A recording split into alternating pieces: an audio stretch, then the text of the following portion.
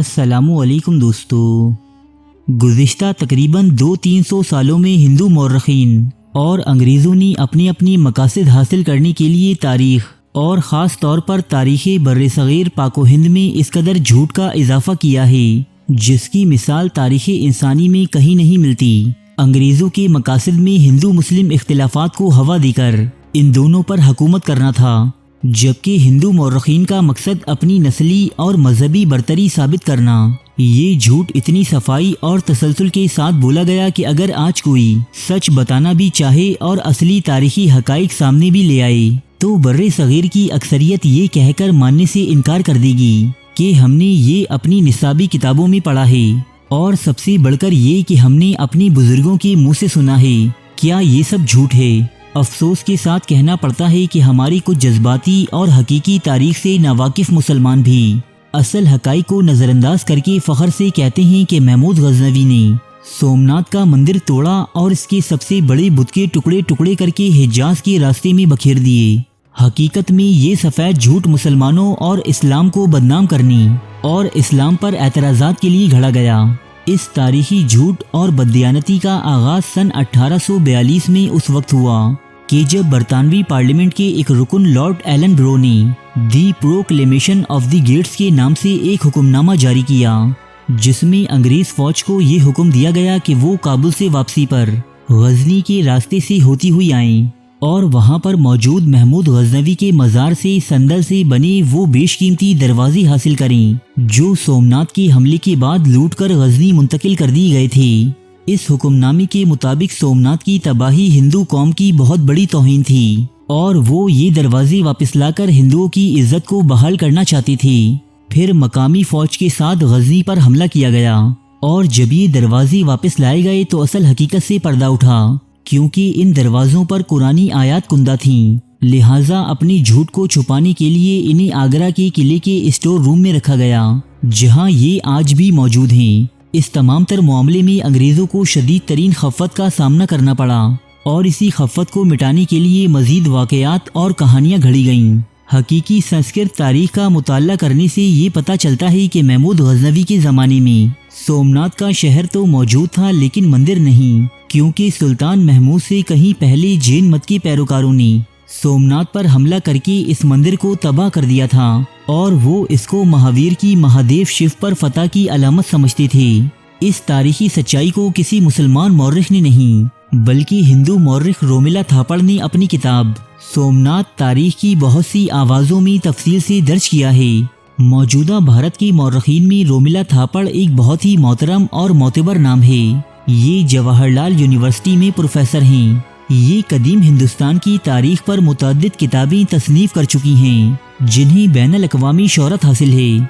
Romila थापड़ America, बरतानिया और France की मयानाज़ यूनिवर्सिटीज़ में भी तदरीस और तहकीक के फ़राइज़ अंजाम दे चुकी हैं। इन्हें सन 2005 में इंडियन हुकूमत की जानिब से पद्मा भूषण अवार्ड देने की कोशिश की गई, लेकिन इन्होंने ये कहकर ये अवार्ड लेने से इनकार कर दिया कि मैं अपने इल्मी काम पर सरकारी सरपरस्ती नहीं चाहती।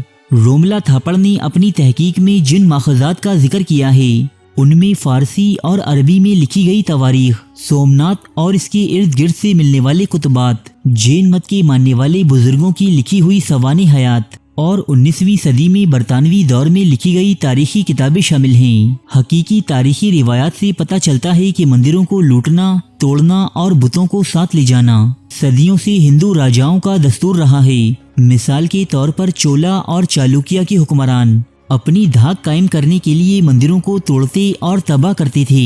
9वीं सदी के एक हिंदू राजा ने श्रीलंका के तमाम मंदिरों के बुत उठाकर शिव के मंदिर में रख दिए। अजंता और एलोरा की बुद्ध इबादतगाहों को ख़त्म कर दिया गया और इनमें शिव और गंगा की मूर्तियां रखकर इन्हें मंदिर बना दिया गया। हिंदुस्तानी तारीख हो या फारसी हो यूनानी तारीख, एक देवता के मानने वालों की जानिब से दूसरे देवताओं की इबादतगाहों को मुनहदिम करने का सिलसिला हजारों साल से राइज है। सिकंदर आज़म ने भी इस रस्म को निभाते हुए ईरान में कायम परसी पोलस की इबादतगाह को तबाह बर्बाद कर दिया था। लिहाजा इन लोगों ने बोझे इस्लाम में कुछ ऐसी ही कहानियाँ मुसलमानों के साथ भी मंसूब कर दी।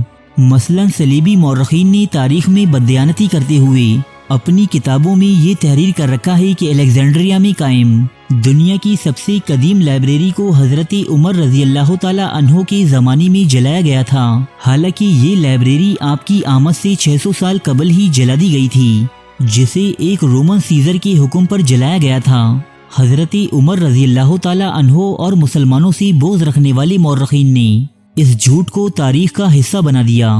بالکل اسی طرح مسلمانان ہند سے بغض رکھنے والوں نے محمود غزنوی اور سومنات کے قصے کو کچھ ایسا رنگین و دلفریب لکھا کہ جھوٹ بھی سچ محسوس ہو۔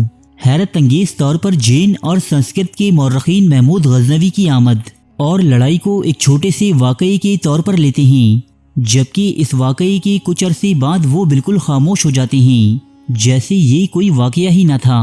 جبکہ اس مندر کی آرائش اور اس کے ساتھ ساتھ ایک مسجد کی تعمیر کے بارے میں بھی تحریریں ملتی ہیں، کیونکہ سومنات کا شہر ہندو آبادی اور مسلمان تاجروں کا شہر تھا، جہاں کے ہندو راجا نے عرب کے تاجروں کو مسجد بنانے کے لیے زمین بھی دی تھی، اور ایک کتبے کے مطابق ایک اسماعیلی تاجر کا ذکر بھی ملتا ہے جو سومنات کے دفاع میں مارا گیا تھا۔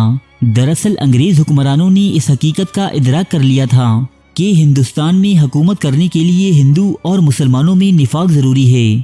یہ مقاصد محمود غزنوی کو ہندو دشمن اور بت شکن قرار دے کر حاصل کیے جا سکتے تھے، اور انگریزوں کو اپنے ان حربوں میں خاطر خواہ کامیابی بھی ملی۔ ہندو اور مسلمان یہ دونوں قومیں آج بھی سینکڑوں سال قبل سلگائی ہوئی آگ میں جل رہی ہیں۔ دوستو، یہ ویڈیو BBC کے ایک مضمون پر بنائی گئی ہے جو ان کی آفیشیل سائٹ پر اردو، ہندی اور انگریزی زبانوں میں موجود ہے۔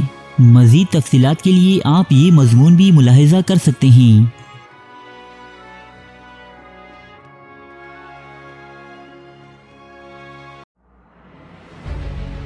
تاریخ کے موضوع پر پاکستان کا سب سے بڑا چینل، جہاں ملتے ہیں سچے واقعات مستند حوالوں کے ساتھ، قدیم تہذیبوں کے عجیب و غریب حقائق، افسانوی داستانوں کے پیچھے چھپی حقیقت، زندگی بدل دینے والی اسلامی حکایات، قدیم اور جدید جنگوں کے احوال، دلچسپ اور پراسرار واقعات،